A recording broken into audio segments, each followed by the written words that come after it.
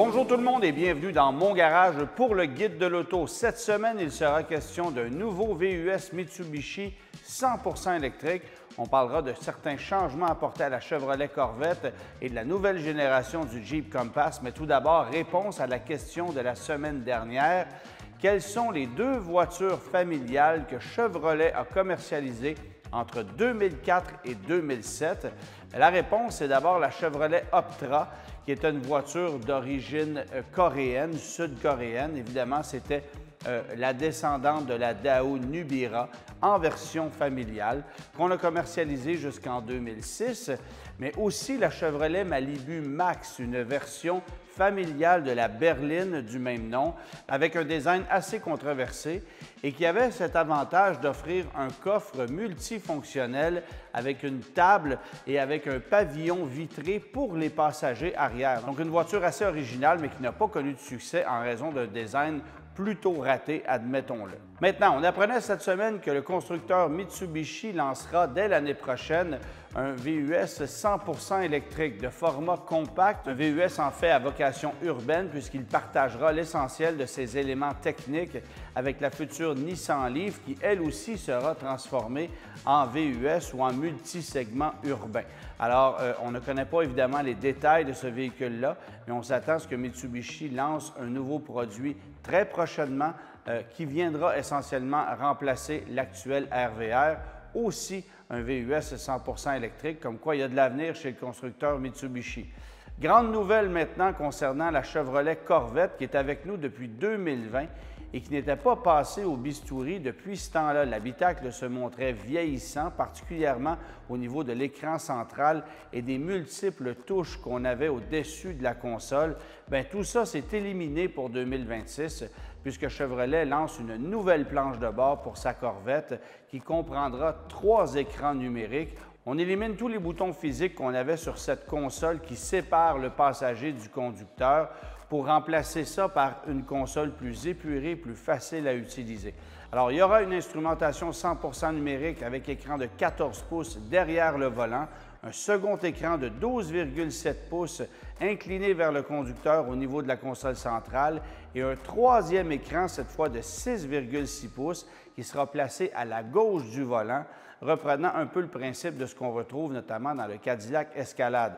Alors, beaucoup plus moderne comme présentation, plus épurée également, en espérant que l'ergonomie soit au rendez-vous, parce que c'était une lacune considérable dans l'actuel Chevrolet Corvette qui n'avait pas changé depuis 2020.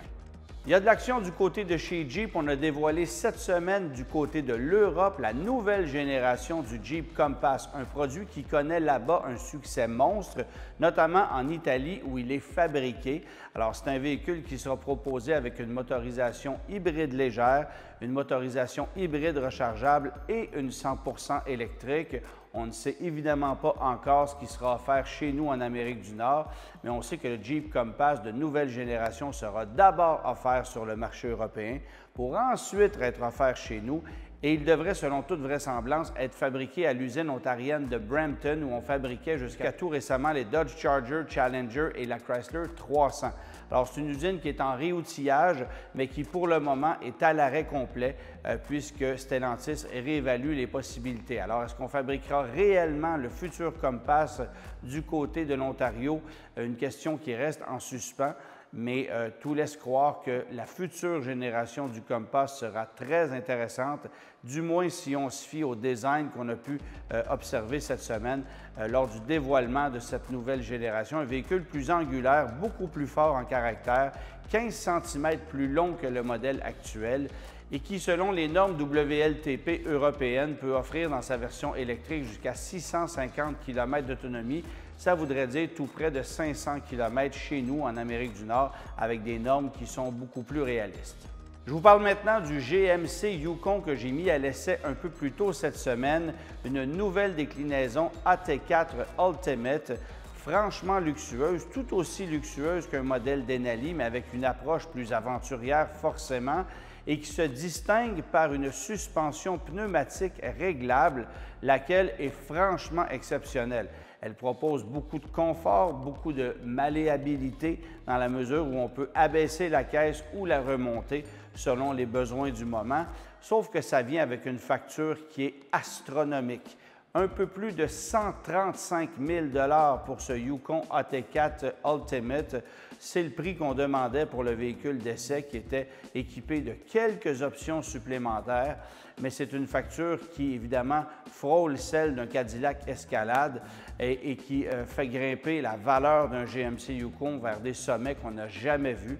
Alors, ça m'a semblé invraisemblable comme facture parce qu'évidemment, on n'est certainement pas au niveau des VUS les plus luxueux, mais on en demande une facture qui dépasse celle, par exemple, d'un Infiniti QX80, d'un Jeep Grand Wagoneer. Alors, c'est extrêmement coûteux comme véhicule et on s'explique mal à quel point l'augmentation de prix est significative puisqu'on fait toujours appel, bien sûr, à ce V8 de 6,2 litres de 420 chevaux, lequel fait l'objet d'un sérieux rappel pour des risques de bris au niveau des vilebrequins. Alors, reste à voir ce qu'on fera avec ce camion-là et si on ajustera les prix. Mais j'oserais vous dire qu'en ce moment, considérant sa facture astronomique, c'est un choix qui, malgré la qualité du produit, ne me semble pas très logique. En terminant, question de la semaine, quels sont les derniers modèles à avoir été assemblés à l'usine GM de Boisbriand avant qu'on construise les fameuses Camaro et Firebird dès décembre 1992? Réponse la semaine prochaine.